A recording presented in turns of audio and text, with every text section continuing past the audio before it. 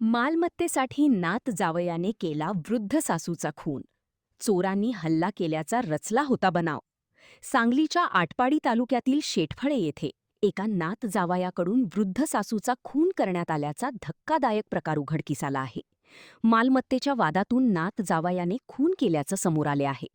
या प्रकरणी नात जावाई राजेश गायकवाड याला अटक करण्यात आली आहे. सुरुवातीला चोरांनी लुटमार करताना मारहाण करून मालन जाधव वय 83 यांच्या अंगावर पेट्रोल टाकून जाळण्याचा प्रयत्न केल्याचा बनाव रचला होता. यात गंभीर जखमी झालेल्या जाधव यांच्यावर उपचार सुरू होते. जखमी जाधव यांनी त्यांच्या एका मुलाला सदर घटनेबाबतची हकीकत सांगितली होती. मात्र जबाबापूर्वी जाधव यांचा मृत्यू झाला. दरम्यान मिळालेली माहिती व पोलिसांनी तांत्रिक पद्धतीने तपास केला असता काही गोष्टी संशयास्पद वाटल्याने सखोल तपास केला असता मालमत्तेच्या वादातून नात जावयानेच वृद्ध सासूचा खून केल्याचं पोलीस तपासात उघडकीस आल्याची माहिती पोलीस अधीक्षक तुषार दोशी यांनी दिली आहे.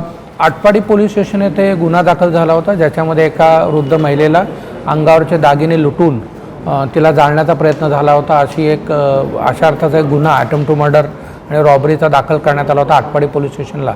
दिनांक 30 तारखेला ही घटना घडली होती. त्यानंतर काही दिवसांनी त्या महिलेचा दुर्दैवी मृत्यू झाल्यामुळे त्याच्यामध्ये रॉबरी विथ मर्डर असा गुन्हा दाखल झाला होता.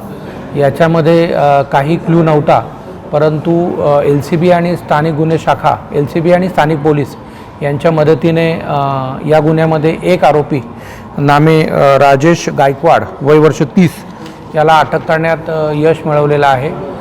प्राथमिक उद्देश हा आर्थिक फायदा असा दिसतोय आणि ज्याच्यामध्ये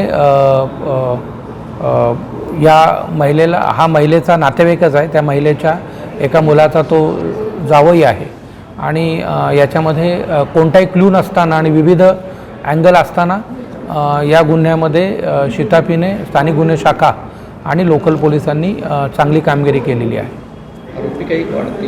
याच्यामध्ये आरोपी वाढण्याची शक्यता आहे. तपासात आज त्याला अटक करण्यात येऊन उद्या PCR घेण्यात येईल आणि याच्यामध्ये गेलेले दागिने रिट्रीव्ह करणं किंवा इतर कारणं आणि अधिक आरोपी शोध करणं हा सगळा शोध होईल.